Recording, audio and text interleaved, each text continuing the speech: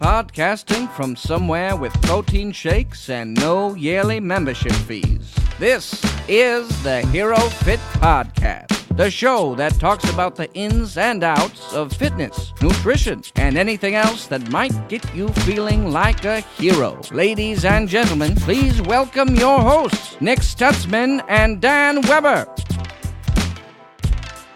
Hello, and thank you for tuning in to the HeroFit Podcast, where we love to talk health and fitness with interesting people so that we can learn a little bit more to help us on our journeys.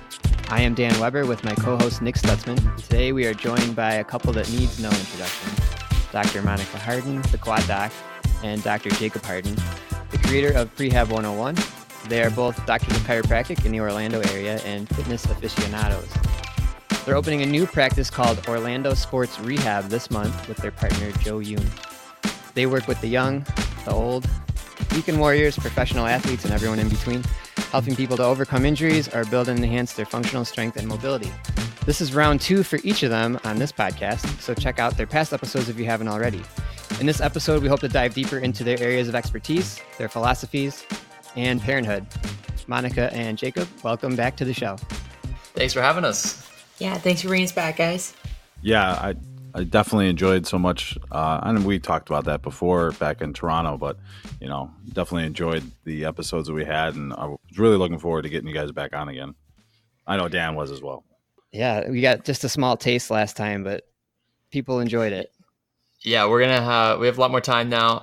I'm so bummed I missed you guys in New York. My schedule got super busy really quickly at the last minute. So we're recording now, but I was hoping to do another live one. It actually probably worked out well because we got very busy as well. And we were like, are we going to be able to do this? So yeah. Isn't that how life goes? Yeah. Remote is better for everybody, it seems. Yes, we're doing it remote. We're doing it live. We're doing it live. We're doing it live. So last time we spoke to you was in April. So what's been new since then? I know you were at a few different cities, Atlanta, New York. Yeah, where have I been since April? Oh, geez. So we did Toronto, Vancouver, London, New York, Atlanta. I think that's Portland. Yeah, went to Portland. So I think I've done 5 since I last talked to you guys. 5 seminars. Prehab 101. Seminars. Do you plan on continuing to do these seminars even after you open your facility? Yeah, I do. So I'm at least planning to get maybe 10 of them on the schedule for next year. We already started doing the 2020 schedule, and I just started doing that this week. But it's looking like we'll at least have 10 next year, which that'll be a little bit of a step back from what I have done, but putting more time into the clinic and everything will it'll definitely keep me busy. And you guys got pretty big plans for the clinic as far as that goes, right? Oh, yeah, absolutely. Just excited. When you get 3 pallets that come from Rogue, I mean, that's Christmas. That's Christmas again. So we have some new equipment there, and we're excited to be moving forward with our friend Joe as well, Joe New, our massage therapist friend.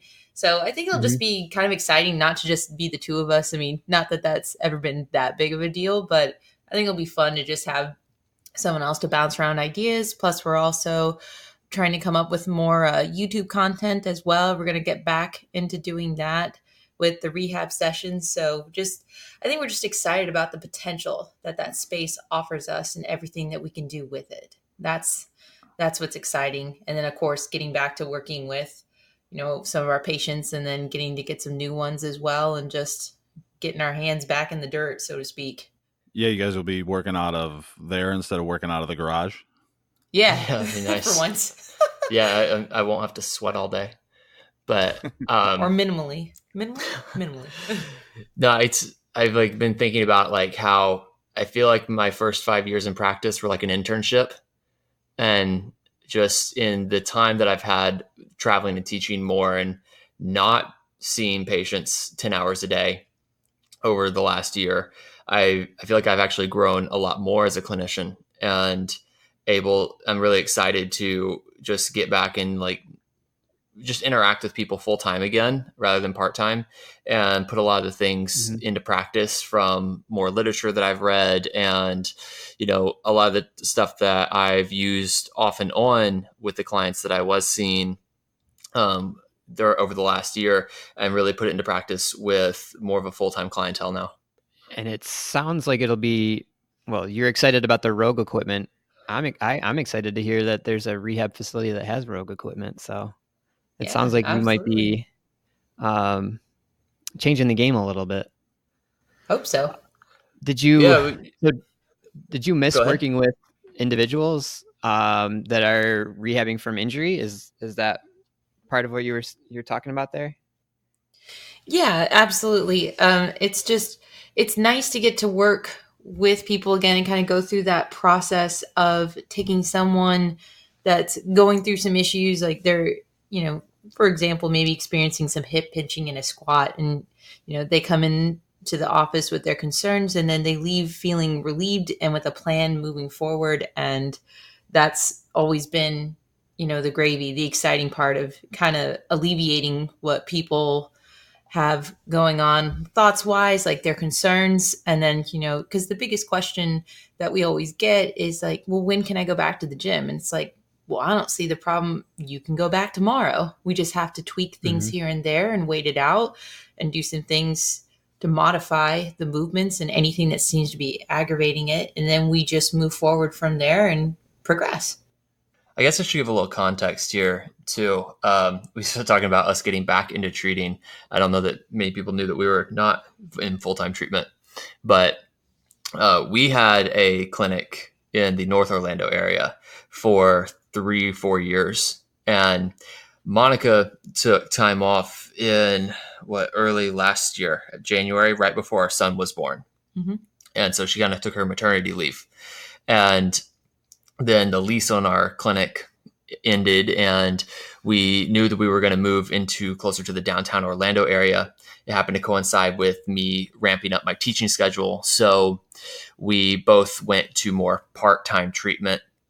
Monica had you got a small space. That's right. I opened up a small little clinic, in October, and ran that for several months. Yeah. And then let that kind of naturally concluded as this Orlando opportunity and office opened up. Yeah. So we've been in a little bit of a transitional phase for the last year, where I got a little more into teaching. We both got into parenthood, and now going back from the part-time treatment back into full-time.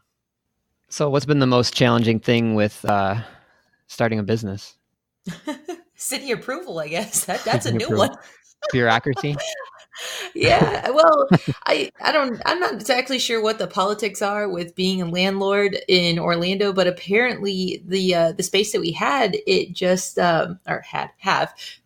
present tense, it never got all the electrical signed off on. It literally sat empty. So I guess we are literally the first people being like, oh, hey, we like this space, and they're like, oh crap, well, now we have to make it usable now. It's like, oh, well, I guess that requires all these permits and other sets of eyes to look at. And I don't know if they don't have friends in those departments, but it's been a wild ride. Never had this much pushback coming from the city itself. So that's been new. That's a new one. And then another wild ride is, as you alluded to, recent parents. How rewarding has it been to now have a son? It's the best thing in the world. Everybody kept asking me, what's it like having a kid? What's it like having a kid? And the only answer I can give is I loved every minute of my life prior to being a dad, and I would never go back to that now. That's just how good it is. Every day's a new adventure, all the cliches, he grows up so fast and all that stuff.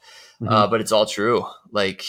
Dang it, he grows up so fast and he's learning new stuff every day. And it's really cool to watch him develop. And I've learned a ton from just watching him, and it's changed how I interact with people and how I view people in pain and how I view people with injuries. So, it's definitely made me a better clinician too. But outside of that, it just getting to have him here every day it's the best thing ever. That's kind of interesting that you say it would make you a better clinician. Where did that come from? Does it have to do with, seeing like maybe his more natural movements, or does it more of a relating to people and kind of seeing the process of growth from another perspective? It's a psychology thing. Yeah. Totally. Yeah. So Monica's like rolling her eyes at me because she knows how much I'm into No. psychology of pain and everything. But so he will literally run his face straight into a wall. Uh-huh. And then, of course, he's like, well, no, he's completely fazed by it. Like, it hurts. Okay. He starts crying and everything. But he then runs to one of us. And the first thing you do whenever a kid's crying is you try and make them laugh. So if you can make them laugh, all of a sudden they're going to quit crying. And when they quit crying, they start smiling, and all of a sudden they're just happy again. It's a switch. And it's like they literally did not run their face into a wall. So, and I've watched him do this over and over and over again. And it made me realize just like, wow, that comforting aspect is a huge part of care. Like that's how we interact with somebody. And, it's like kissing the boo-boo, is like, it's a real thing. But it goes to show you that, there's a lot more to pain than just the physical side of it, and how that switch can really get flipped. So just changing how I interact with some people about really trying to get down to the root cause of, well, why is that injury really being a burden to you? Like, what's it really stopping you from doing? What's the impact? How is it impacting your quality of life? And looking at injury, not so much just from this physical trauma standpoint, but as the total experience that somebody's dealing with. Because on another note, like, if you discipline your kid, like, I've never seen him get so upset. Like, he runs his face into a wall. Yeah, he cries. It's over in 2 minutes. But like, you tell him to sit down and you tell him no, like, he starts, like, he can barely breathe. He's crying so hard and he won't stop.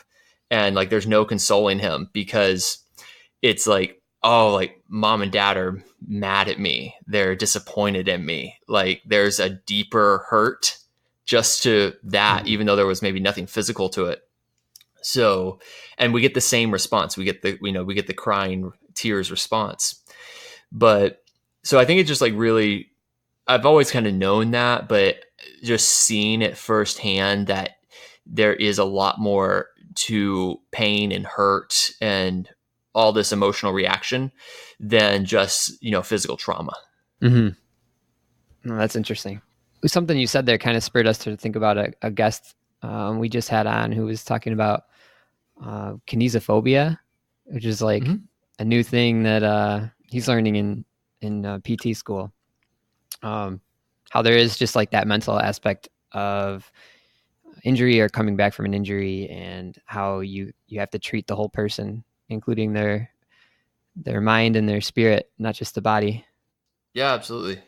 I mean, to me, it's just really asking that question of, what's the burden that this injury has put on you?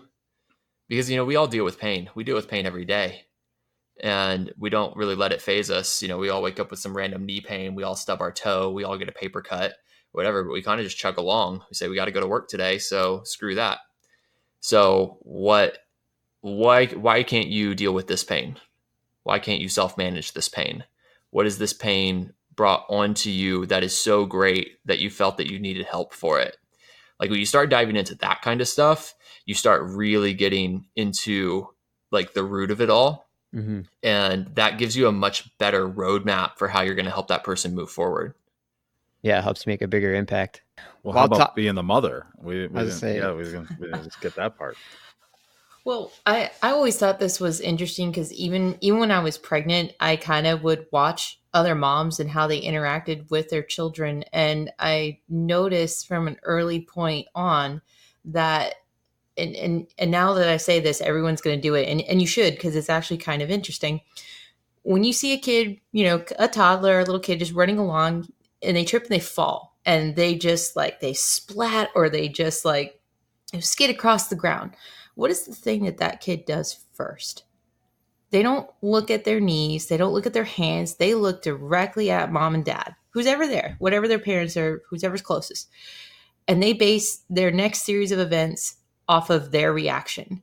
And I've seen it go one of two ways. I've seen some parents be like, oh my God, and they freak out. And then the kid freaks out and they're like screaming and crying, throwing, a fit. And then I've seen some moms that are just like, they shrug it and they brush it off. They pick up their kid, dust their little bottoms off and be like, okay, let's just keep going. And what does the kid do? They just toddle on. And I've done that with Ollie too, because I think there's something to be said about, I think, building kind of a emotional resilience that kind of goes with a bit of a physical resilience. Now, Oliver did something very similar to that yesterday. And it was interesting because Jake was walking with him and he was like, whatever you do, he's like, don't look down at his toe. He's like, he cut it, he busted it open and it's bleeding and it's bleeding quite a bit. And I saw that and I was like, oh, okay, well, I got to control my face. So I put on a big smile and I'm holding him and he was completely fine. Had no idea that he had busted his toe open again for like the nth time, because that's what this kid does. But, and he was fine up until he actually saw the cut on his foot. And then he started to freak out a little bit. And then I was like, no, you're okay. You're okay. This will be fine. So that's, I would say, like, as a mom and just, another parent perspective in general, you kind of want to teach your kids how to handle those things, because any parent will testify to this, but you're going to watch your kid fall and do a lot of crazy, silly things that you're just like, oh my God. And to some extent, there's a time to freak out and there's a time not to freak out. And that kind of, reflects in being a physician too. Like, not that you really should ever like full blown freak out with a patient, but internally, if the alarm bells are going off, then you need to be able to handle that and be like, yeah, this is something that, I'm not really qualified to work with. And I got to send you to someone who knows more than I do to get you some better answers, versus like, okay, yeah, your knee cracks when you squat. Yeah, that's cool. So does mine. We're not going to freak out about that. I love that advice. How social learning happens like that. Yeah, exactly. Yeah. I love that advice, especially for parents, especially for 2019. A lot of younger kids these days are dealing with more anxiety issues and things like that. And you can't protect people from everything, because trouble is going to happen in life, but you can make people stronger.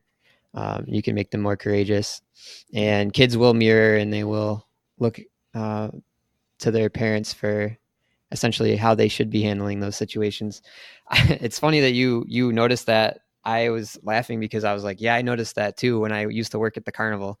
When I was a carny back in the days. Yeah, there's kids would like you could tell, like, based on the parents' reactions and how they interacted with their kids, like which kids were going to be able to handle, falling or tripping over the bag after they do the big slide or something like that. Yeah.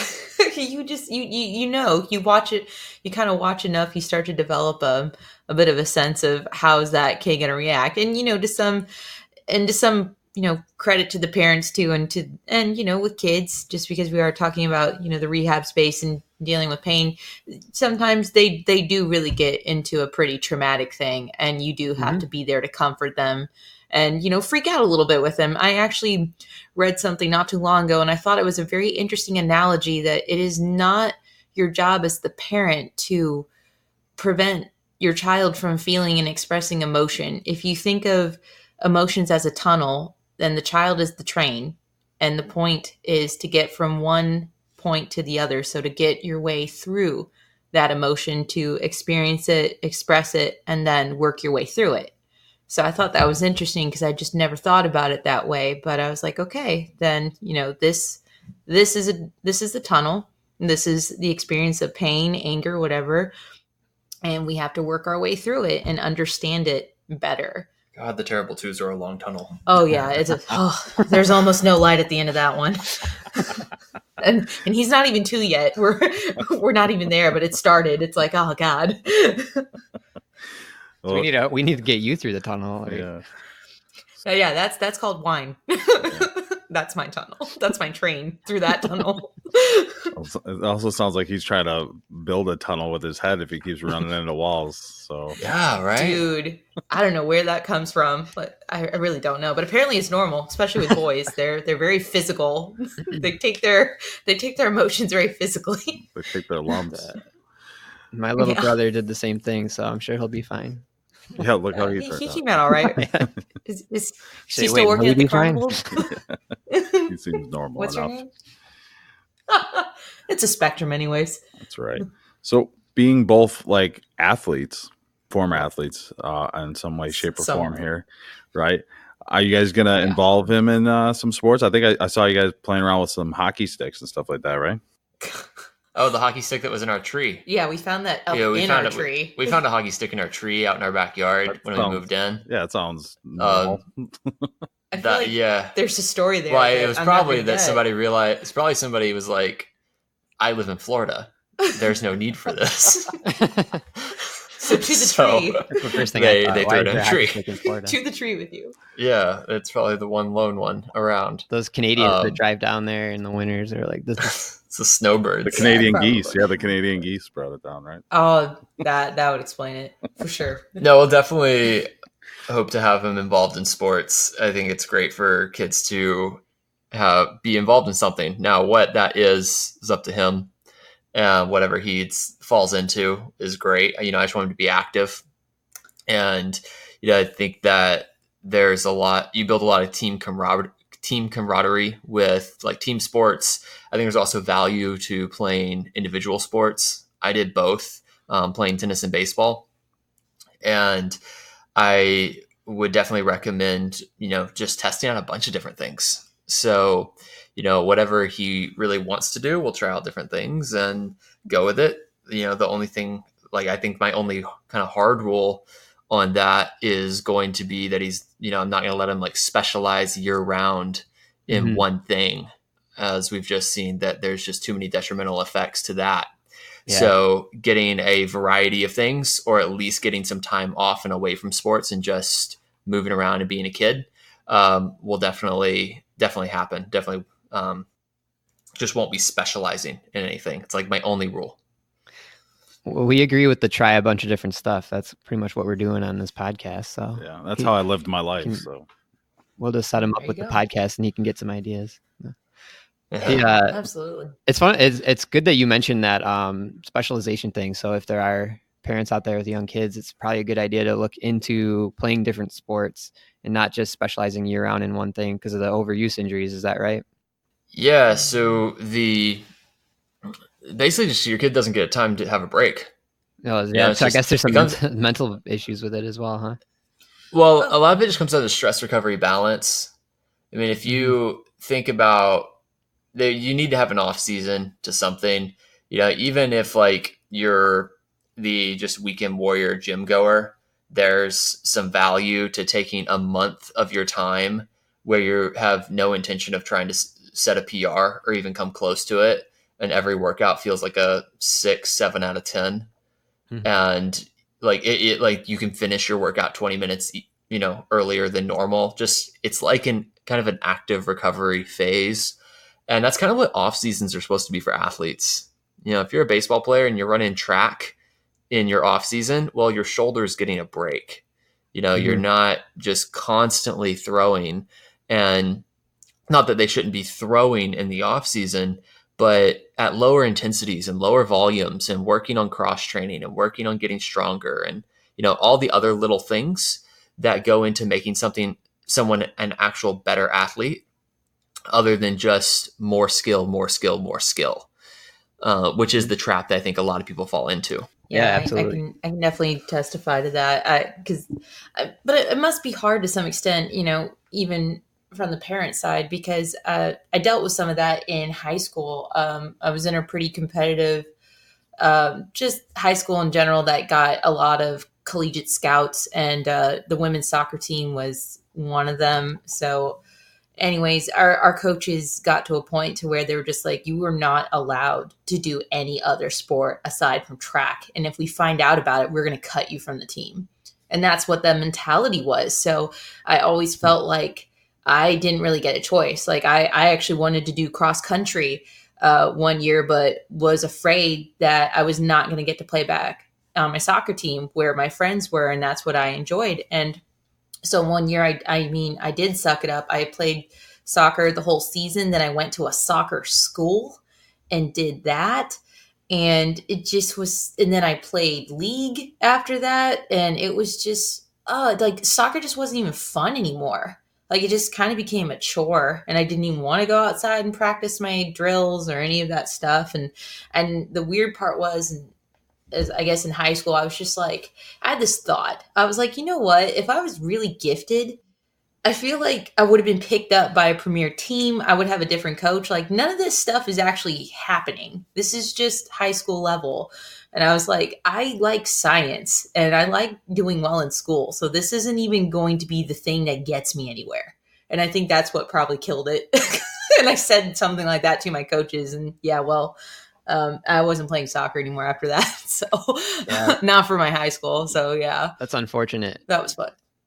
But that's how it is. Yeah, And you hear that now. I would and imagine it's more. just like you just alluded to, it's going to drain on you mentally too. I think There's- I think basketball athletes, you see them playing almost all year round, and I think you're seeing a lot more injuries, kind of similar to what like the NFL. Because I think a lot of the pro sport athletes are being limited by what they can do in the off season, so they're not allowed to play basketball because they might hurt themselves, or they're not allowed to play, softball or whatever these other sports that aren't particular to their pro sport. And you might be seeing them kind of getting injured in different ways because their bodies are sticking to just one routine. I would say hope. Yeah, that's huge. The risk to reward ratio just isn't there to go out and do that kind of stuff with pro athletes, because you can't have somebody on a multi-million-dollar contract getting hurt playing softball. Yeah, they're in a different ball game. It does. Yeah, no, it does. Quite literally. Literally. Yeah. Hopefully there's some coaches out there that they can help change that attitude around. And I know Urban Meyer, while he was coaching at Ohio State, he actually wouldn't recruit anybody who didn't play other sports or who played football year round. I didn't know that. Which was encouraging, I think, for this issue. Shifting gears a little bit, I actually have like a question from the audience for Monica as it relates to being a mom. Someone was wondering or telling me the next time I got a chance to talk to you that I should ask about working out or fitness tips, routines, what's maybe safe, not safe, based on what you know, in terms of working out while you're pregnant or maybe after recently having a child. Like, how does that affect your time in the gym or under the bar? Oh, wow. I mean, that's a great question. It's a loaded question because there's a lot that goes into it. And the funny thing is that I actually recently was invited to Physio Night Out to give a talk about a topic. And that was my topic was, how do we move forward as clinicians with making exercise recommendations to pregnant women? Because there's a lot of benefits to continually exercising while you're pregnant to help manage a lot of issues that can crop up, like low back pain, SI joint issues. So, those are the big heavy hitters we hear a lot of. Mm-hmm. So with that being said, I have a couple theories on that too. And I'm a bit biased because, I'm a meathead. So I like to be working with the barbell, but I will say this as a new time mom, whenever your baby is first born, you are kind of in no capacity to really do anything because you just created a human life. Give it a minute. You're not going to lose all your gains to that. Take a day. Like it's all right. Like breathe, please.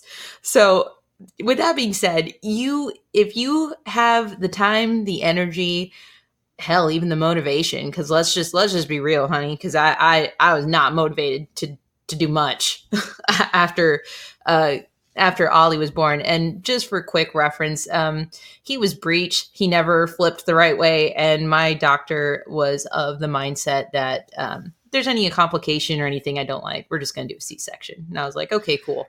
So that was fun. So that created a different host of issues because I do have an incision, or had to deal with an incision along my abdominals. And that created quite a bit of training difficulty in the beginning, because I had, God, I mean, if I ever thought my core was weak, no, it was definitely weak then, not all the other times before. So I think I had to swallow my pride, and kind of just regress things to whatever I was comfortable with doing, and could just, whatever I could do, that's what I could do. And then I just kind of gradually built myself back up. Now I'm finally at the point 18 months later to where I'm getting pretty close to some of my old numbers. I mean, my deadlift hasn't come back to over 300 yet, but we're getting there. But my back squat, like I did 260 not too long ago, and 265, gym PR, whoop-de-doo. That was one I had previously before pregnancy. And then the bench is, 135. It's like chasing a dragon. You kind of have to be really ready for that one. And I have chicken wings, so I'm always patient with my bench. But squat and dead, they're there. I know they're there. It's going to take a little more time and consistency.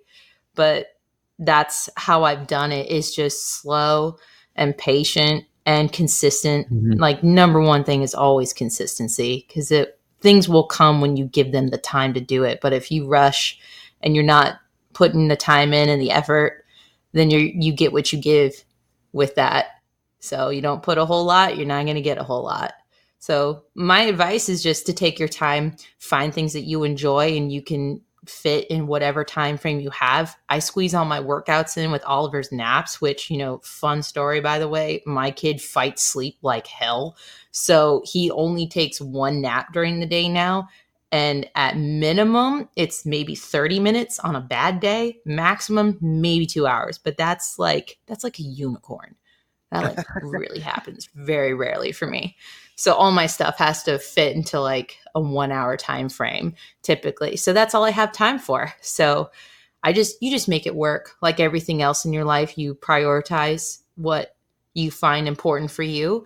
And if it's not exactly health and getting yourself back up there, then it kind of should be, because to some extent, the thing that I think us moms are kind of notorious for, and I'm not trying to be a jerk, is that we kind of tend to have a martyr mentality. We're like, oh, let me put everything else first and myself last. It's like, to some extent, that's fine. Like, yes, you are there for your baby, you're there for your husband, but don't forget about you. There still is a you in that equation. Mm-hmm. So just try to do your best to carve out whatever time that is. If that's 15 minutes of some kind of Pilates or on a bike, do it. Just give it to yourself. You owe yourself at least that much to do something. Mm-hmm. And you can't help people if you're not at your best. So gotta put yourself there. Exactly. I mean, you fall short for everyone else, but you also fall short of yourself. Yeah. As well. Yeah. But it's hard. No, it's hard. I can relate to Ollie. I'm not a big nap guy either. I have to fight my girlfriend on that. Oh man. I don't want to be fighting. I just say yes to coffee. I don't want to take naps. So you talked a lot about your lifts and your numbers. Do you have plans to compete in powerlifting again? I would really like to, but I think the reality is that I would have to dedicate a lot more time to it. Like back in my glory days, deadlifting session. There was no glory days. That was a complete joke. That's a lot of sarcasm. But I would say back when I was training pretty hardcore for powerlifting meet, I mean, my deadlift sessions used to take 3 hours just to build up to the work weight and do the work and then do the back offs. And then by that time, you're ready for a nap and, drooling on yourself and watching, a 30-minute Netflix something or other, because you're just gone. So I don't know if I have that kind of time, but for now, I've kind of just been focused on enjoying getting back into just being a consistent lifter and enjoying that process again, with not necessarily like chasing numbers, chasing strength, just getting back into the grind, just so to speak. Enjoying the day-to-day process. Yeah, absolutely. And some days I have it and some days I don't. So I think it's just enjoying that time giving that time to myself and just enjoying that in that moment and being okay with whatever I, leave on the gym or I don't. So yeah, that's how I work with that. I like that attitude. And I think I think some of the listeners will appreciate hearing that. We've been talking a lot about like fitness motivation and consistency and things like that. You're treating it like it's something you enjoy that you want to do. And, but you're not focused too much on like the outcome almost in a sense. Not too much. I mean, I do have like certain goals in the back of my head, and I'm happy to see the progress I've made. But again, I guess I'm a very, goal oriented person to where it's always kind of been a struggle when I don't have a competition coming up that I'm gearing for and I'm trying to hit certain numbers and, working up to that point of getting on that platform. Sometimes it is a little hard to go out there and be motivated to keep pushing yourself and giving yourself something to aim for when you kind of don't have a target. So you do have to kind of fall back in love with the grind of going back out there and doing what you can that day, whatever it is. And if you end up, overshooting a target, like, for back squat, maybe I'm supposed to do like, 4 sets of 4 and it's between 200 and 235 and I get on the upper end of that, then great. If I'm having a bad day and it's just sucky, and maybe I only get to 200, cool. It's still work that I've done. I've put the time in. That's something I can move forward with the next training session or maybe the next week or maybe the next training cycle altogether. Like, I think there's a sense of not having too much pressure on oneself to always feel like you have to be 100% doing this. Otherwise, you're going to look like a fool on the platform, which, that never matters because you're up there by yourself and you're competing against yourself. Yeah, there happens to be other people, but really it's about your best version of you that you're competing against the last time you were on that platform. So that's how I try to think about it. So I don't get too caught up in, trying to chase the other people because there's always someone stronger than you. There always is someone stronger than you. And that's fine. I think it's great. Absolutely. Now, something you said, during your response was deadlifting, and that perked my ears up because something that's kind of hotly debated right now in the fitness world was a video of a strongman that was on Joe Rogan, basically saying people shouldn't deadlift unless they're like professional deadlifters. He said it's a not a good exercise, bad ROI. And I was curious what your opinions are on that. And hopefully I'm not unfairly paraphrasing for him. But it could be something fun to talk about. Yes. Yeah, of course. I've thought about this one quite a bit and how I want to make sure that I want to be fair to what Robert Oberst said on that podcast. It was like a 20-second clip. Mm-hmm. And, he said that the risk reward ratio for basically the general person who is not deadlifting to get better at the deadlift just isn't there. And I would tend to agree with he him said, myself, but that's why I wanted to ask someone like yourself, who's smarter than me, what you think as well. Yeah. It's definitely not something that we can just throw out as a blanket statement. I don't think that we can say that any movement has a risk to reward ratio that is just not there. Because we don't know without saying like, well, goals, experience level, how much loads on the bar, what do your fatigue levels look like, et cetera, et cetera. And then he went on to say, well, if you look at any pro college football player, what they're doing more cleans and they're not doing deadlifts. So, I think we need to throw out that last statement because that's just an appeal to authority and just saying, well, because these guys are pro athletes, then we should all just do what they do. And that's definitely not, something that we should lean on as evidence of what is right and wrong. Right. So let's take it from the standpoint of risk to reward ratio. And you know, to really get there, you have to break down, well, what's the risk and what's the reward in that to determine, is it going to be good for this person?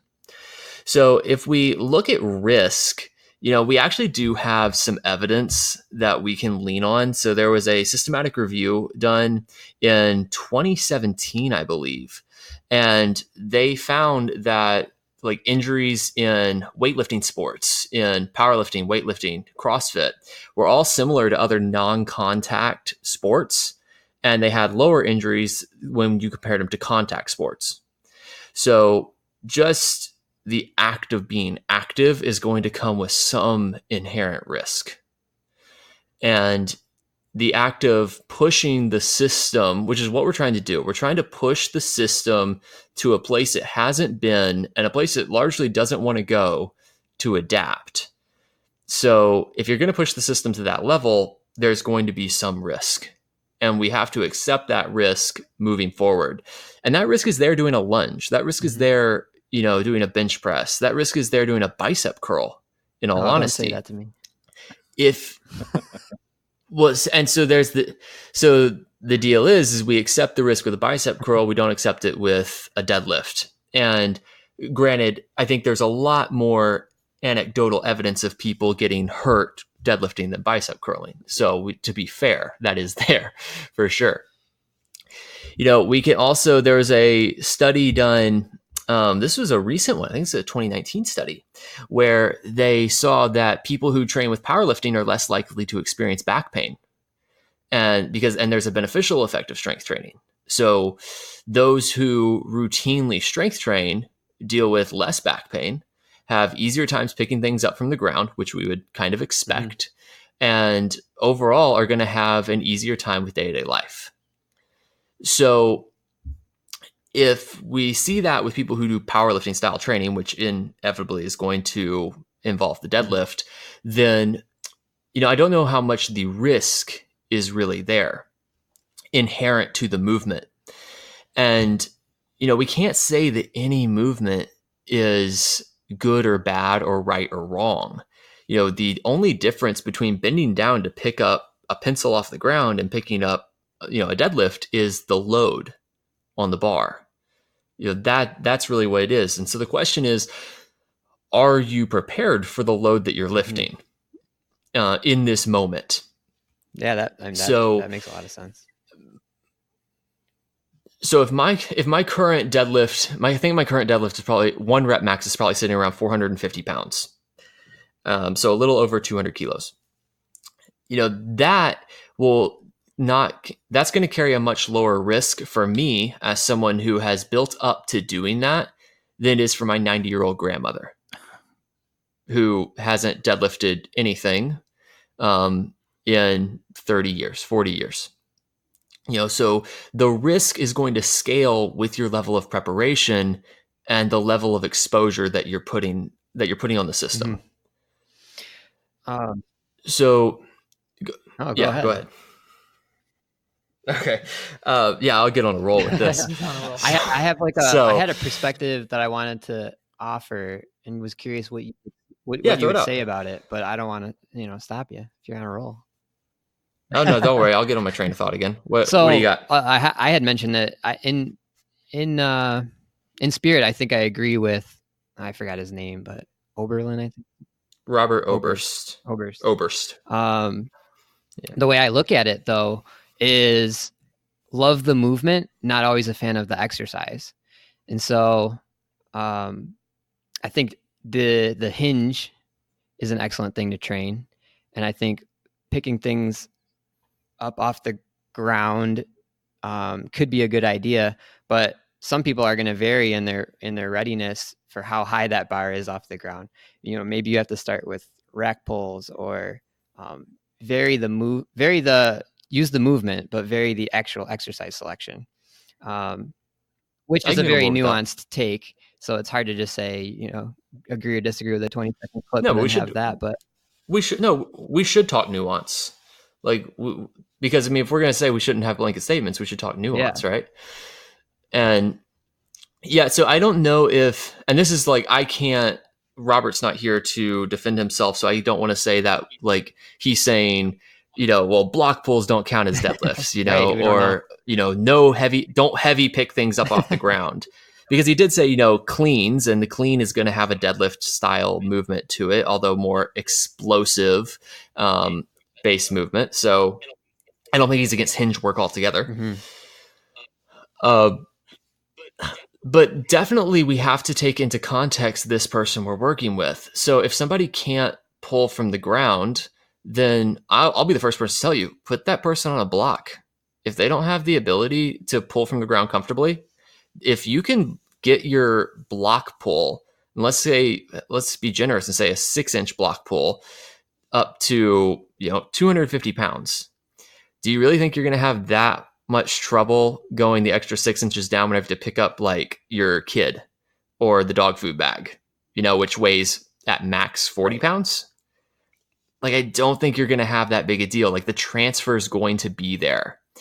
Do you have to pull with a straight bar? No, you could probably use a trap bar. Do you have to be conventional? No, you could be sumo. You could be hybrid stance. So there's a lot of things that can go into making the deadlift or deadlift-esque movement more appropriate for the N=1 individual in front of you.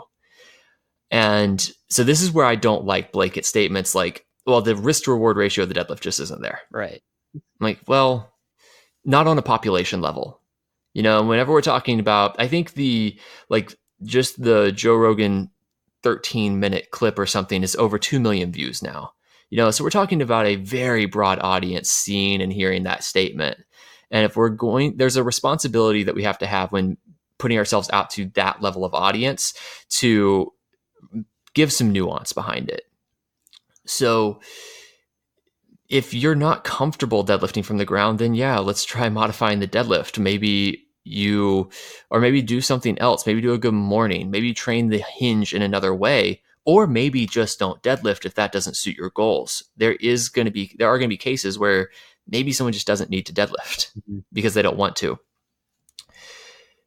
So, but inherent to the movement level, risk isn't that. Risk is not going to be super high. Yeah. In a sense, I think when someone makes a statement like that too, you kind of like, you're going to read in your own, at least I think it's human nature to kind of fill in the gaps and like assume that, like, I'm almost like assuming he meant the things that I was saying, but I can't say that for sure, certain or not. And then, yeah. Oh, well, I mean, our own experiences and biases. Yeah. And then other people might assume he's saying something else just based on, but like you said, it's a 20-second clip. And I thought it was an interesting thing that a lot of people are talking about. And it's good to hear a more nuanced approach from someone like yourself. So, good perspective. Yeah. But I mean, if you look in the comments, you're inevitably going to see somebody, and there's probably somebody listening right now that just like their experience was, well, I hurt my back doing deadlifts. So I agree with him. Deadlifts aren't a good exercise. And that's where like our own biases kind of come in, our own experiences come in, and we can't necessarily throw our experience onto every other person around us and say, well, that's inevitably a bad exercise. Yeah. It comes down to preparation. It comes down to what you're doing. It comes down to the state of fatigue that you're operating in. Mm-hmm. So if you look at, if you've been failing lifts for the past 3 weeks and you've kind of continued to try and go for it again, and you're run down and you're not feeling like you even want to be in the gym and you're demotivated, like everything is telling me I'm in a highly fatigued state. And then you go and try for attempt number 4 at breaking that PR and you hurt your back. I don't think it's the deadlift's fault. Mm-hmm. I think there's a lot more that went into that injury than, this movement, or even, it was heavy, or it was a 1 rep max, or it was a new PR. Like there's a lot of things that go into every injury, and we can't throw it all on the movement. That's a great point. So if we want to deadlift safely, or let's just say exercise safely, and reduce our risk as best as possible, then we should really think about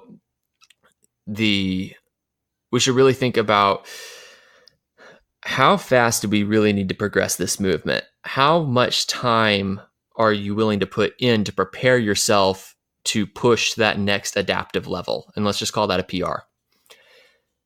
If you are trying to squeeze out every last ounce of gains, and so you're having to operate at the highest training volumes that your body can recover from whatsoever, and you're going to have to overreach every now and again to squeeze out all those gains, you are going to be at a higher risk because you're pushing the system harder. It's going to be harder for you to recover from that. Versus if you're like, hey, you know what? Like, I can deadlift 300 pounds. My life is rarely ever going to ask me to do more than that. So I'm pretty happy with my general strength levels. And if I add 10 pounds to my deadlift every year from here on out, and 10 years from now, I'm at a 400 deadlift, I'm happy with that. And so you give yourself an entire year of training to gain 10 pounds on your deadlift, you're probably at a pretty low risk because you're going to be operating 99% of the time in something that you're already well prepared for. And you're not going to have to push the system as hard to get there. So we need to bring it down to that preparation level. And then we also could examine, what's the reward that we're trying to get out of it.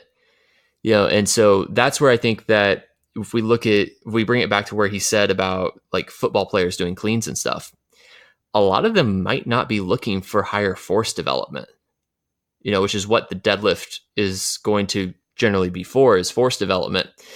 They're probably looking for more rate of force development. They're looking for more explosiveness, athleticism, and everything there. So a clean is going to be a much better movement for that goal.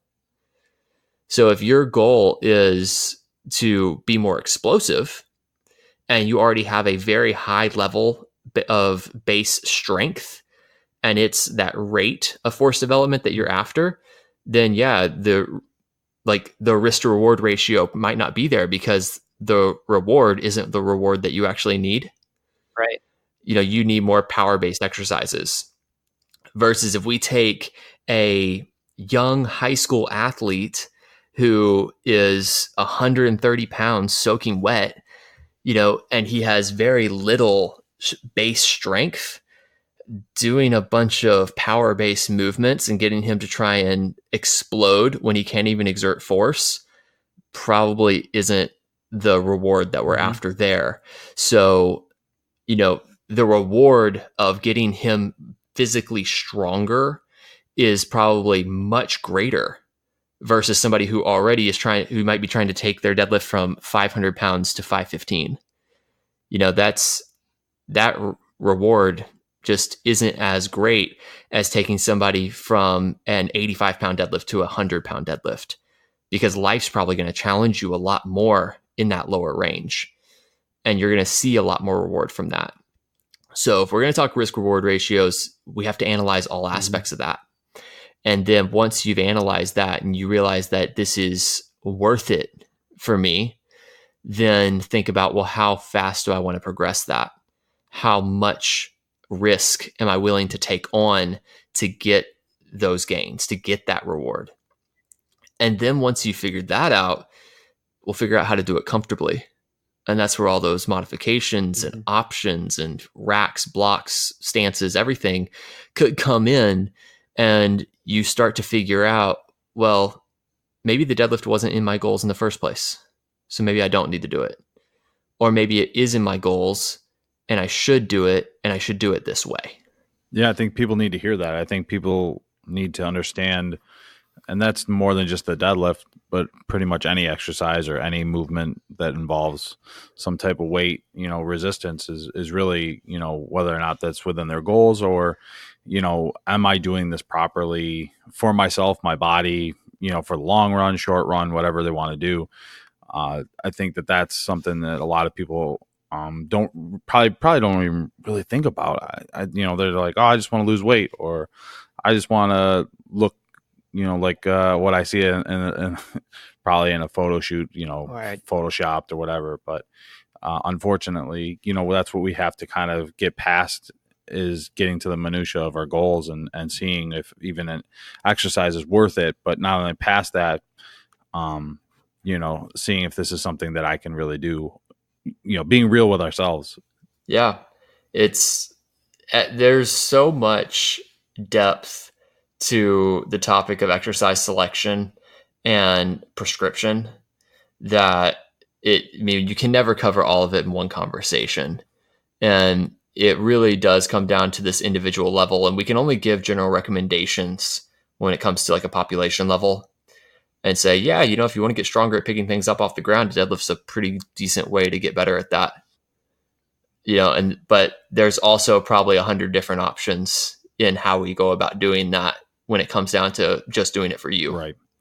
So one of the big points there you were kind of mentioning, and this is something we kind of touched on in the first podcast, was the rate of perceived exertion. And you guys kind of both talked about this, and with Monica when she was talking about how, she works out in between Ollie's naps and stuff like that. And you're always posting about your RPE being a 6 one day or maybe an 8 at another. And I guess to kind of piggyback off of all of that is for someone who's new, or maybe someone who has been in the game for a while but still isn't really great at doing that auto regulation.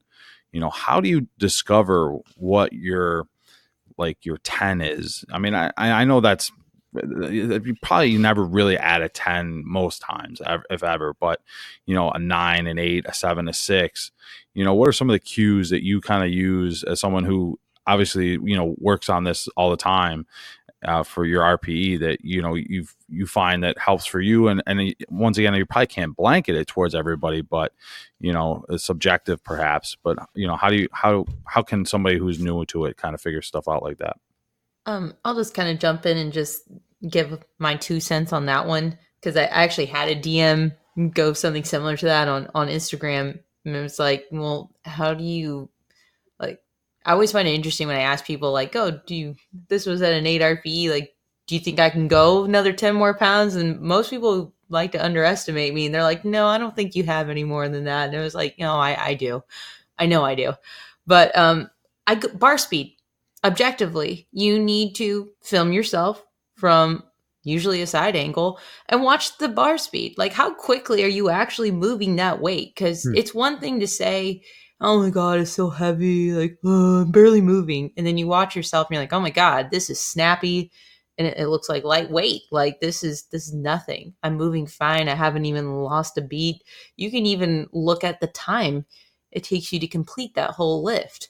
Because some of my RPEs, like if I jump from go to a 6 or a 7, most of those are usually falling within maybe only a second variance in just the length of time it took me just filming that lift. Like if I cut down all the, me getting under the bar, getting psyched out, whatever, or, fly gets in my mouth, whatever.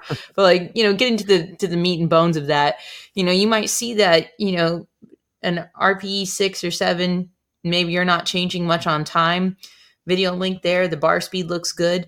An 8, an 8 starts to look a little, you're struggling maybe just a smidge. And then your 9s and 10s, that's when the veins and the red face and your eyeballs look like you're about to pop out. And, a lot of other external cues you can use there. But the number one thing I like to recommend the most to people is film yourself, watch it, and then watch bar speed, because bar speed won't lie. And if you want to get even more objective about that, there are apps that you can use that can, help you monitor that if you want to get, really analytical with it. Another thing that you can do with that is, because the literature would tell us that beginners suck at this. Like, they suck at, which is true. How do you learn how to do this? RPE. Yeah. But we do know that the more advanced you get and the more you practice, that you can get really accurate. So to kind of put the qualifiers on it, the more you practice, the better you can get. You're going to be more accurate the closer you actually get to a 1 rep max.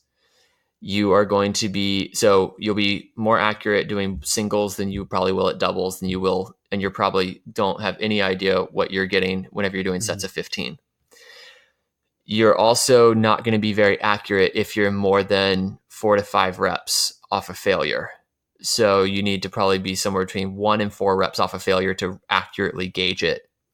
So, if you're doing something at sets of 15 and you're thinking, oh yeah, I could probably have 20. Yeah, you have no idea, but if you're telling me that, you did 2 and you think you had 3 more in the tank and it moved pretty speedily, then okay, like that's at least valid from a conceptual standpoint that you could be right.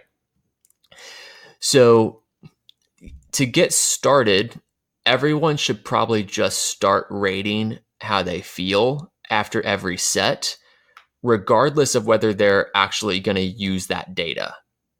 So let's say that you're on just a traditional percentage-based program, and you're going to have a specified load, a specified number of reps per set.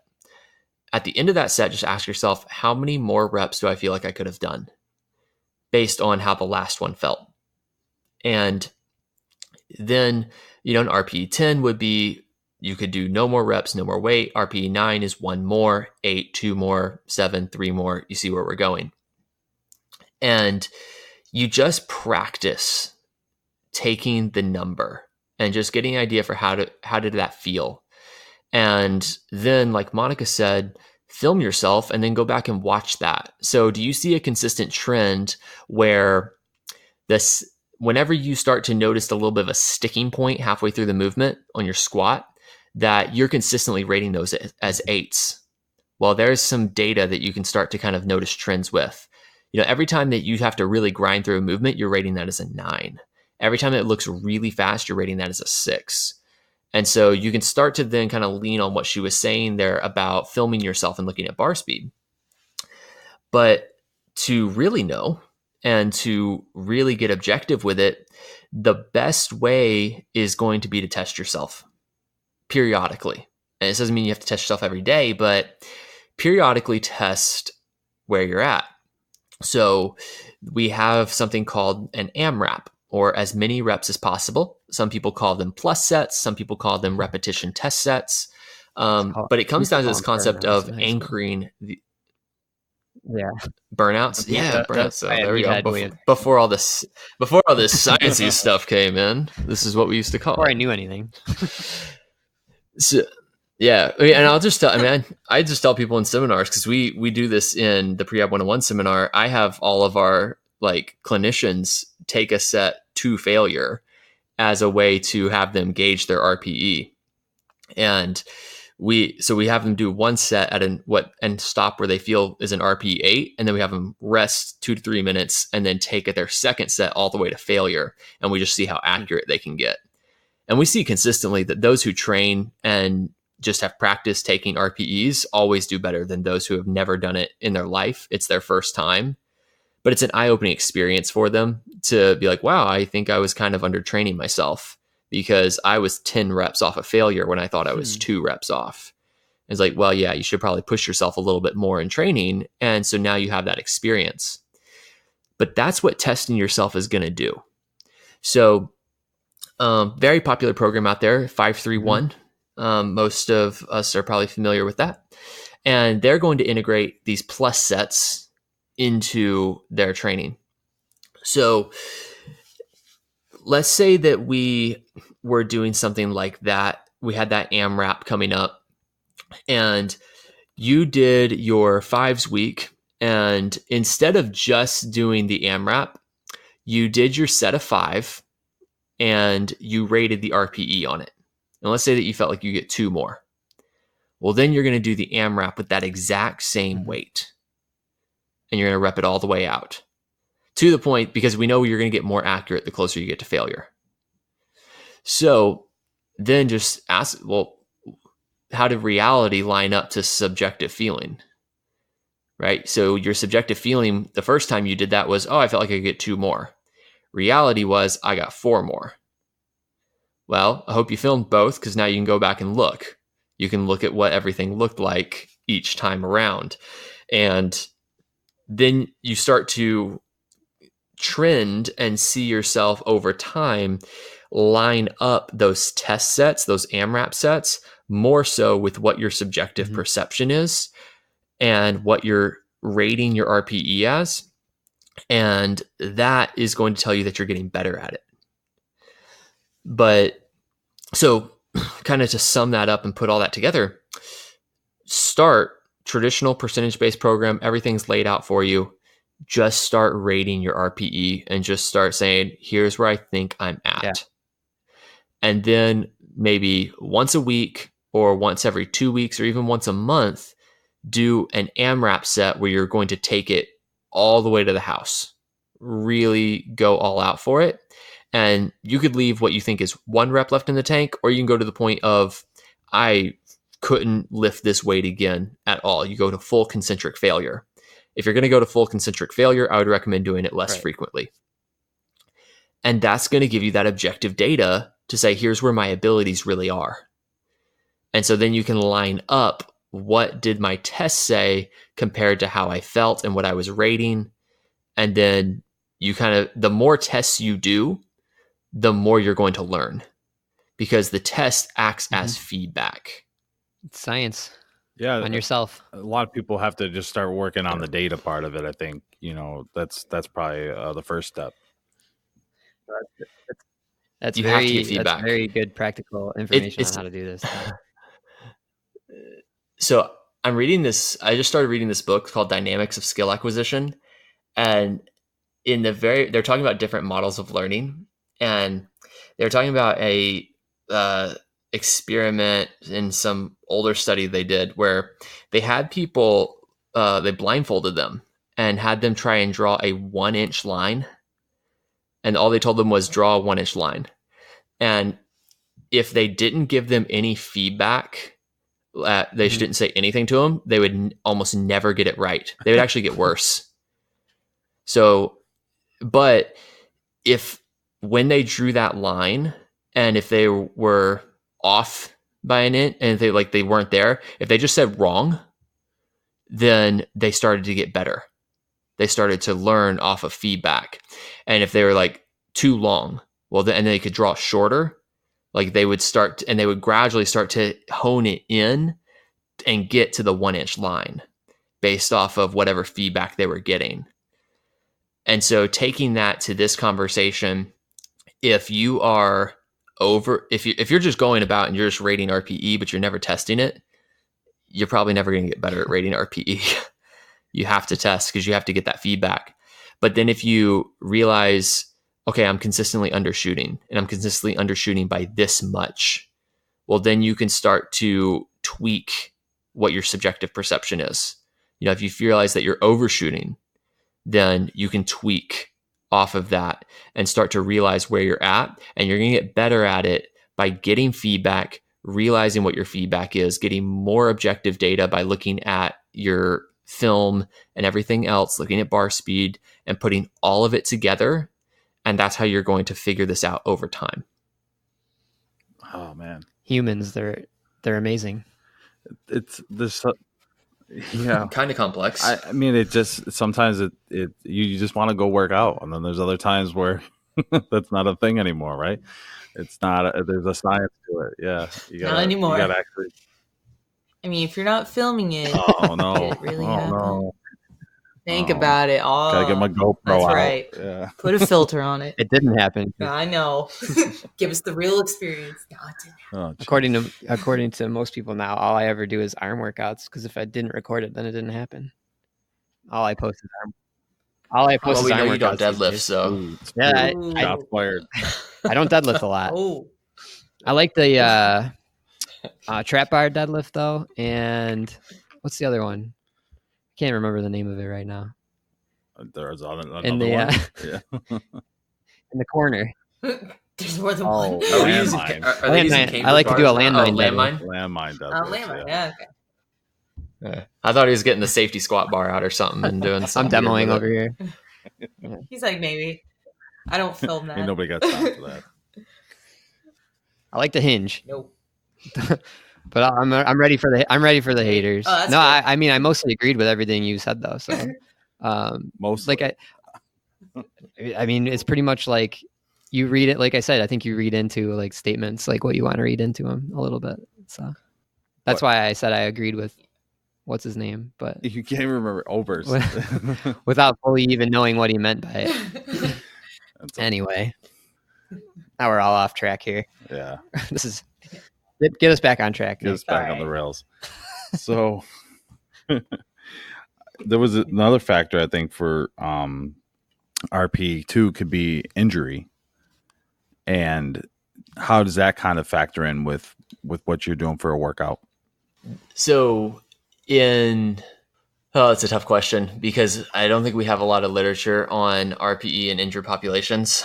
I can tell you how we go about it with our clients.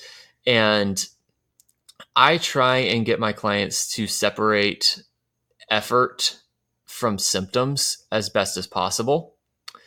Sometimes you can't. But it's something that if you're really, really hurting, then, 30% of your 1 rep max can all of a sudden feel like 90% because of just whether it's pain inhibition of the musculature or alterations of sensation. So I think we should get some measure of what we call internal load.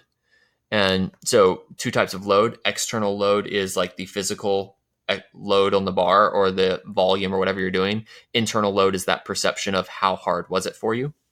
And really what that internal load is going to tell us is what kind of stress on the system was it.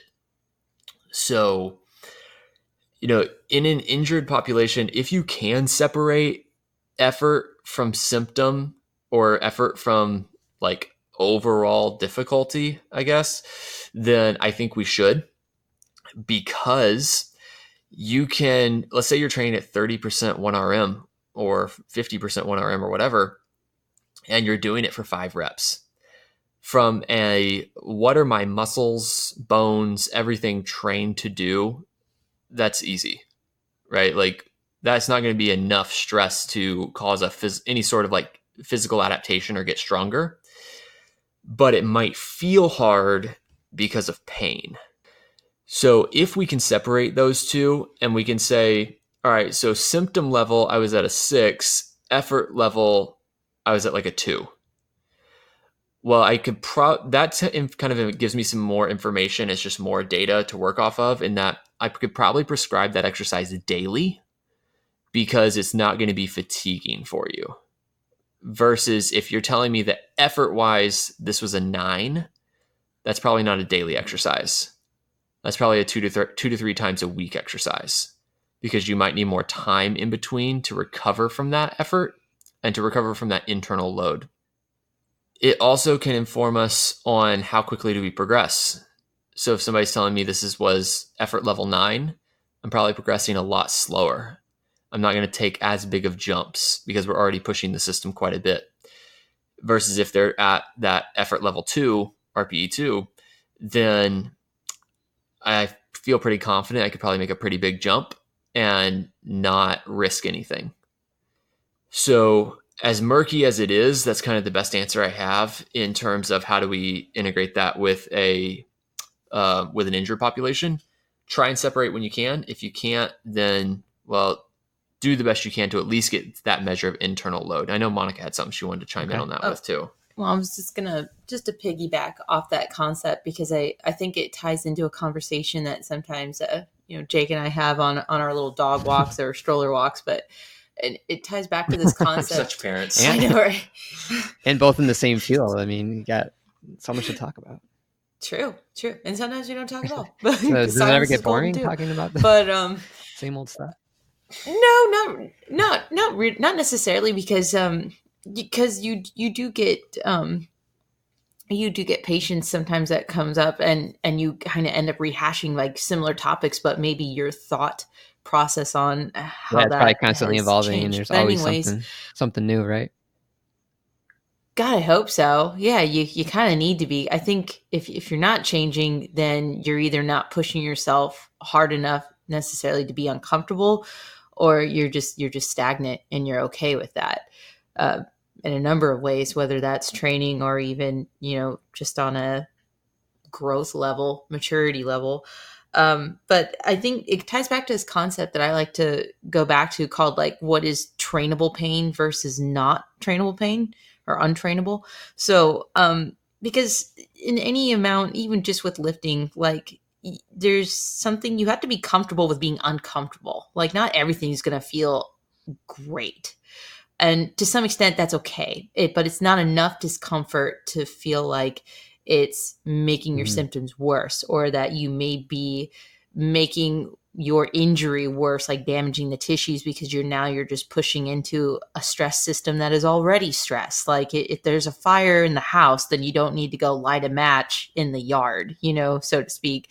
So I think that's something that it just piggybacks off of what Jake was saying, is that it's trying to differentiate, is what you're experiencing is that just discomfort with something with the lift itself, like the effort you're putting into it, or is this actually starting to reproduce the pain that brought you here and it's getting worse, and maybe it's triggering other things now than it was prior to the exercise. So, and again, that just kind of has to boil down to the patient and what their comfortable level is with being uncomfortable.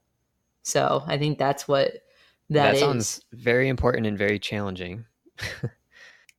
I never said it was easy, and it boils a lot down to the person. Like, are you the all pain and no gain? Are you the person that gets to hang there and you're like, oh my God, I can't even. I think back to when I was younger and I was injured, so and it just I think depends. I struggled with that. Like I wasn't always sure what was good pain and what was bad pain.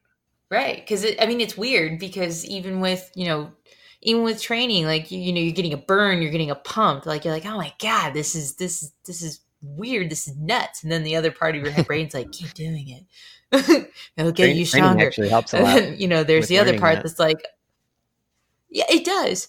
I think it does, honestly. And some of that, it helps you kind of build that resilience. Like I thought this was an interesting question, because the way it was phrased at first, I was like, oh man, you may not know me very well, but someone was just like, they sent me a DM and they were just like, why do you train so heavy? And I was like, heavy, but why not? Like, but that's that's context. Maybe what sounds heavy to you might be light for me. Like, this is a light day, this is my vacation time. But again, there's that context there. But it kind of goes with my philosophy, because I believe that life doesn't cut you any slack. Like I've never seen a voucher fall out of the sky being like, okay, Monica, you get a pass on anything that's 30 pounds or heavier. I'm still waiting. That hasn't happened yet. So my thought process is that, well, if life isn't going to cut you any slack and things are going to come up, then why not make yourself almost damn near unbreakable? Like, be a coffin nail. Be harder to break than it is. Let it be something more. I'd rather it be 300 pounds or 400 pounds that breaks me than, my couch. Like, I'd rather it be more. So I'd rather just be tougher and just be more resilient, so that I'm not as bothered by some things, so that it does take maybe considerable more to break me. But, that's not saying that I get a pass on, like, if I get hit by a bus, that's a bus. Like, no amount of deadlifting is going to save me from that one. Well, that, not to say that you're not going to get hit by a bus. I hope not. But me neither. But, you never know. It's a bus. So when we look into literature, that internal load has a higher correlation to injury risk than external load. So how hard it is for you has more correlation to the risk of injury than the like absolute weight on the bar. Go figure. And so, we then think about that study that I mentioned earlier. People who do powerlifting training are less likely to experience back pain. Well, life's easier for strong people. Like it just is. Like I ask this question every time that I'm in a course. Like I ask all of our attendees, are you confident that you can move your couch and not get hurt? And like the answer is always yeah, from every single person. And how did you get there? You trained.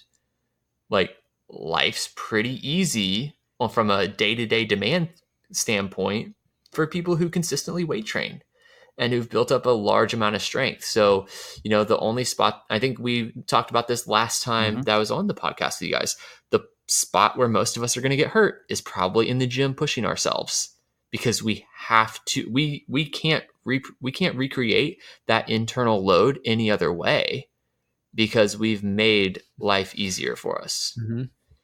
So if you can just get to the point of you don't get a pass on 30 pounds. So maybe you should be able to lift triple that.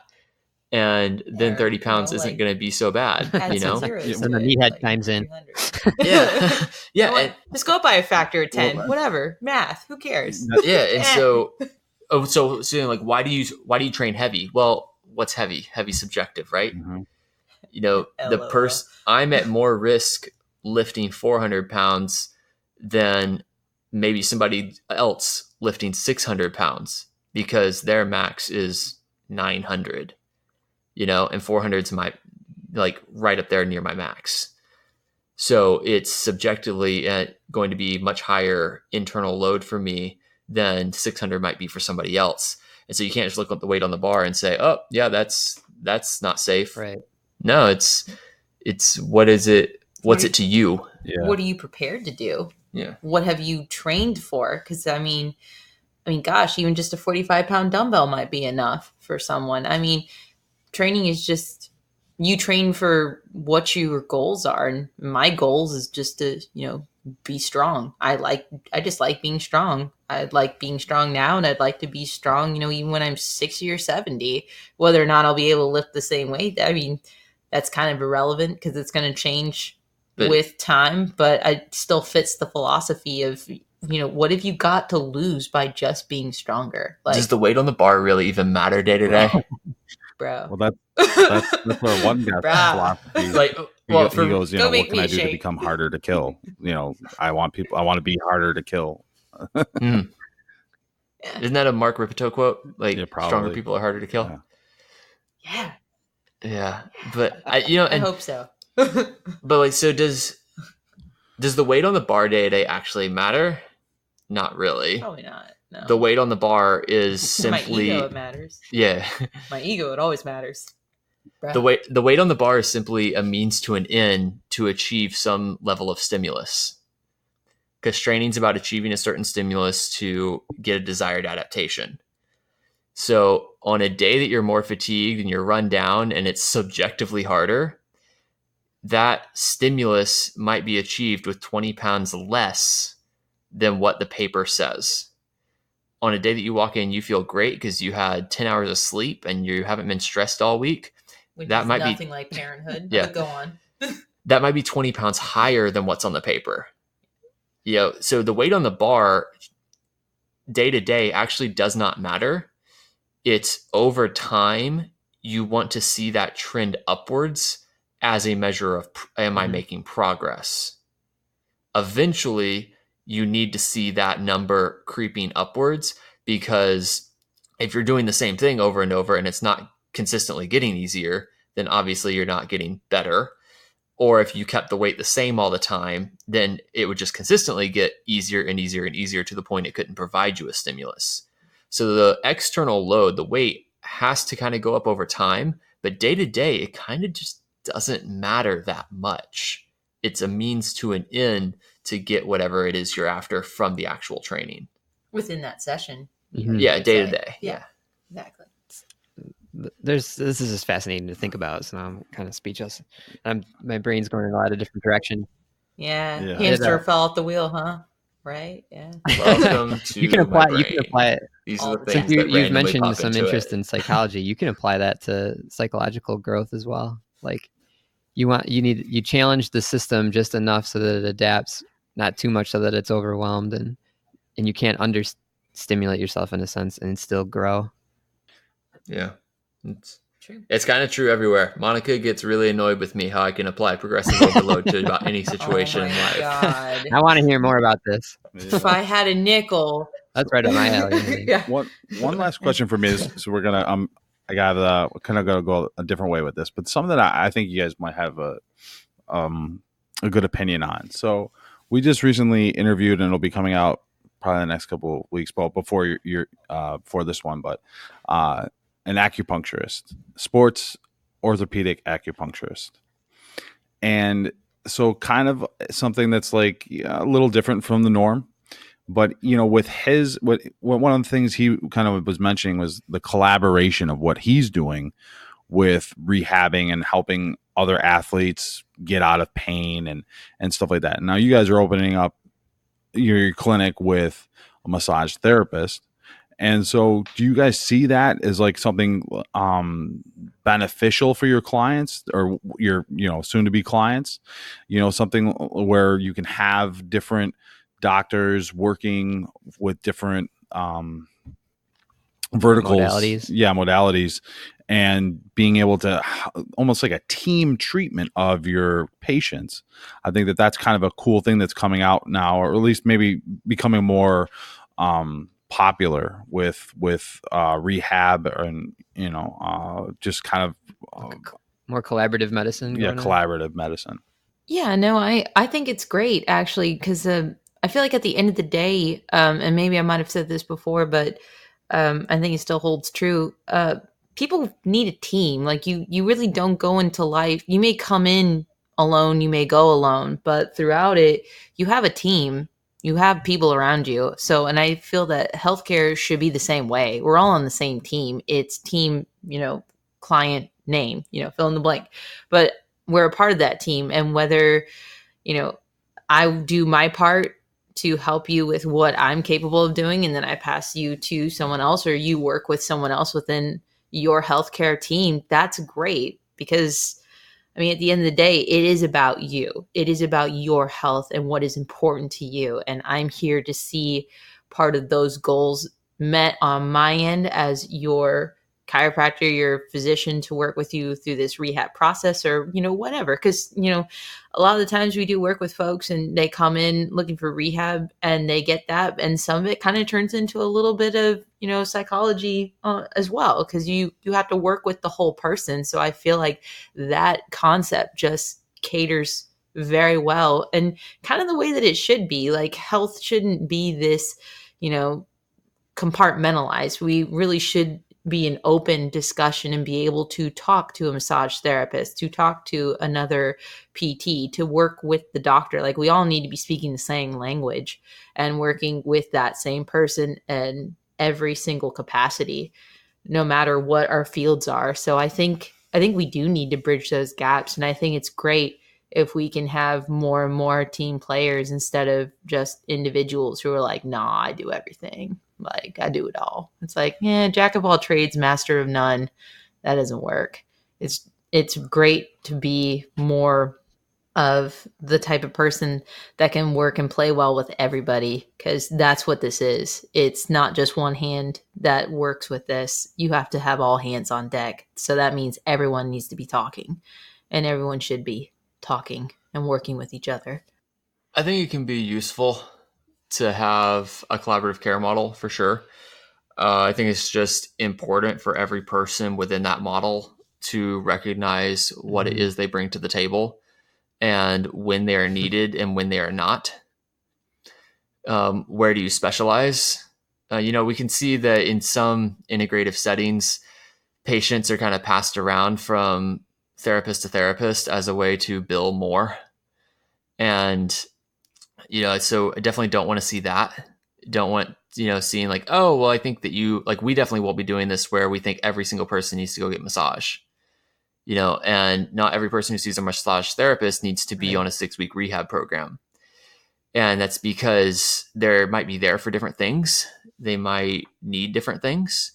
Somebody who's coming in for a little stress relief and maybe just some symptom modification so they can go and enjoy a family weekend might do much better going and seeing our massage therapist and not seeing us, versus somebody who has a tissue-based injury, their symptoms are somewhat down, and they're ready to start loading and regaining strength and capacity in that tissue. Probably don't need to see our massage therapist. They probably need to be on a rehab program. So as long as we understand kind of the boxes that we all fit in and where our specialty is and where we actually fit within this collaborative care model, I think it can work very, very well. And I think it's probably the best way for things to go, because everyone's going to run into a case where you are not the person best suited to help them and you need to refer out. And if you have that in-house, it's wonderful because it makes for a very easy transition. If you don't have that in-house, then, start building your network because it's going to come up. So, it can definitely work. Just make sure that, when you're needed, when you're not, when you're the best choice, when you're not. Self-awareness is important in all aspects of life. Yeah. All right. Well, we've taken enough of your time, so we're going to wrap this up with just another question. As far as, we gave you guys the shotgun questions in the first episode, so we just got a couple of little fun ones here. So, all right. First question. Well, it might be the only question, but we'll see. If you guys, we'll go with Monica first, and then Jake, you can follow up. If you were a superhero, who would you be? Or powers? What powers would you want, and why? Oh man, I just got done watching the recent season of The Flash, and that show has done such an amazing job of making someone that runs really fast really cool. So I don't know. I think I might go with that. Like, I might just go with that. Although it is kind of cool to be Superman or like Supergirl. Like that'd be cool. I know they can't run that fast, but yeah, I'll take the Flash. I like the electricity. I like the running. I like the time travel. Like there's a lot. Respect. There's a lot to be said. I respect that. I like it. Thank you. I grew up a big Batman fan, but like he doesn't have superpowers, so he's I guess super rich. That's kind of a power. That is totally a superpower. But so I probably go with Superman. Like that's like a wide array of powers. You're like bulletproof. You can fly. You can deadlift. You're super without fast. being injured. You have like a cape. he raced the Flash around the world. That's true. So he might be able to go back in time. In the one movie, he he might did be able to go actually fast turn enough. the whole world back. Yeah. What was it? Superman 2 with Christopher Reeve. He did turn it back. There you go. I mean, 2. It's kind of. Oh man. Yeah, I feel like he's like that's definitely like the most all around like balance of powers. Oh man, you just sold out Batman for Superman. Yeah, well, they asked about superpowers. That's true. I mean, Bruce Wayne's just super rich. I mean, but that ain't bad either. It'd be like my superpower is all time, I can have whatever I want. That's something bad. There's that going for him. Yeah, I want to fly. You want to fly? Yeah, that's what's really good about it. I'll just run. I dig fast. it. Yeah. Well, you guys. Yeah. I mean, it's a good duo. I think we're gonna. Yeah. Let's wrap this up. But no, you guys were great again. As there's so much we could still talk about, and hopefully maybe we can get you on a third time. Sure. It's always the charm. So I've been told. The charm. Good stuff. Dan, you gonna wrap this up, or you want me to? I'll wrap it up. All right. So thanks for listening to the HeroFit podcast. If you want to know more about this episode or Jacob and Monica's previous episodes, you can go to herofitpodcast.com. And you're stronger than you think. So that's why we won't tell you to smash the subscribe button like YouTubers do. Just tap the subscribe button lightly. It'll have the same end result and you won't break your phone. If you're on iTunes or Stitcher, we'd love if you left us a review because everything runs on algorithms in 2019. And 5-star reviews help us trick those algorithms into thinking that this is a podcast worth recommending to people. And if you use Spotify, Google, Amazon, Alexa, etc., and you don't have the option to leave reviews, you can still help us out. You could go to the local hardware store, shop local, try not to go to a big box store, buy some spray paint and graffiti the side of old buildings, abandoned bridges, whatever's out there, with our name and logo. And make it Instagrammable too. You could add some angel wings, maybe that would attract the young people to take those IG pics. And if you know someone who would benefit from this episode, we'd love for you to share it with them. If you don't know someone who would benefit from it, try sending it to someone who would get triggered by it. Twitter mobs don't scare me. I'm not sure about Nick. As they say, there's no such thing as bad publicity. Until next time, you can talk to us on social media. We love feedback. We love content requests. So we love talking to people. Thanks for listening. Keep it classy. This has been another episode of the HeroFit Podcast, making humans great again, one podcast at a time.